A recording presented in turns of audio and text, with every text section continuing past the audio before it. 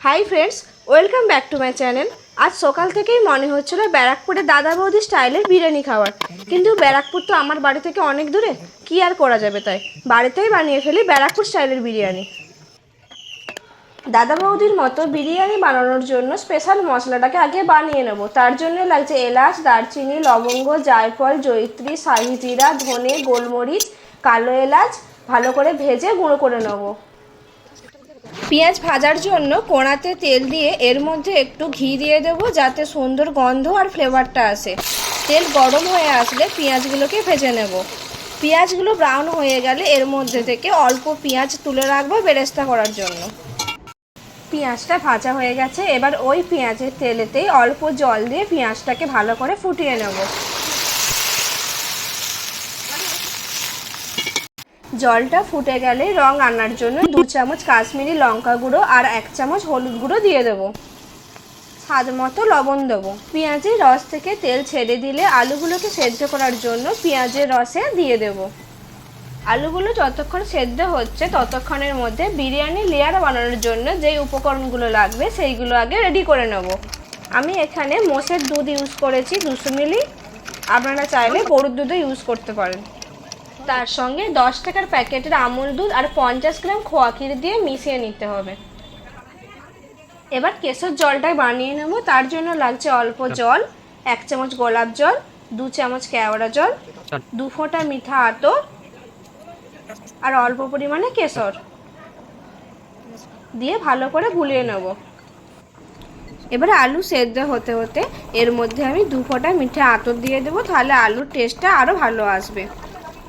আগে থেকেই বেটে রাখা 4টে গোটা রসুন আর 20 গ্রাম আদার রস দিয়ে দিচ্ছি।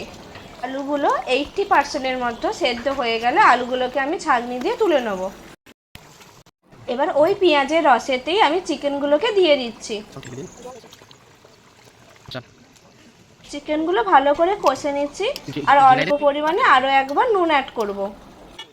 চিকেনটা 60% মতো সেদ্ধ হয়ে গেছে, এবার এটাকে আমরা নামিয়ে নেব। এবার চালটাকে সেদ্ধ করার জন্য হাঁড়িতে জল দিয়ে তার মধ্যে তেজপাতা, লবঙ্গ, এলাচ আর স্টার দিয়ে দিচ্ছি আর পরিমাণ মতো নুন আর দিচ্ছি সামান্য ঘি। জল ফুটে গেলে আগে থেকে ভিজিয়ে রাখা চালগুলোকে তুলে দিচ্ছি। চালটা 60% সেদ্ধ হয়ে গেছে, চালগুলোকে ভালো করে ছেঁকে নেব যাতে ফ্যান না থাকে, আর বাকি 40% ভাপেই হয়ে যাবে। বিরিয়ানি হাঁড়ির মধ্যে আমি ঘি মাখিয়ে নিচ্ছি যাতে ভাতগুলো না ধরে যায়। পেঁয়াজের রসে কষে রাখা মাংসটাকে দিয়ে দিচ্ছি। 100 গ্রাম ফাটিয়ে রাখা টক দই দিয়ে দিচ্ছি।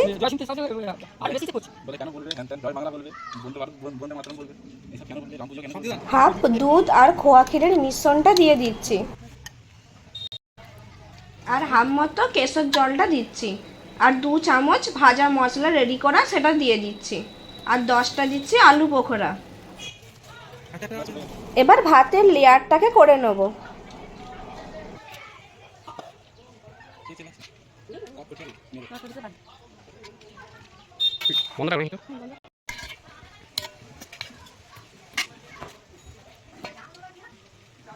যাতে না আলুগুলো ভেঙে যায় তার জন্য উপর দিয়ে আলুগুলোকে দিচ্ছি,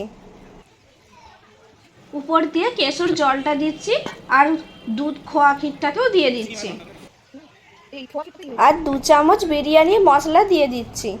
পেঁয়াজ বেরেস্তা আর ঘি ছড়িয়ে দিচ্ছি। হাঁড়ির ভেতর থেকে ভাবনা বাইরে বেরিয়ে যায়, তার জন্য আটা দিয়ে হাঁড়ির ঢাকনাটাকে বন্ধ করে দিচ্ছি।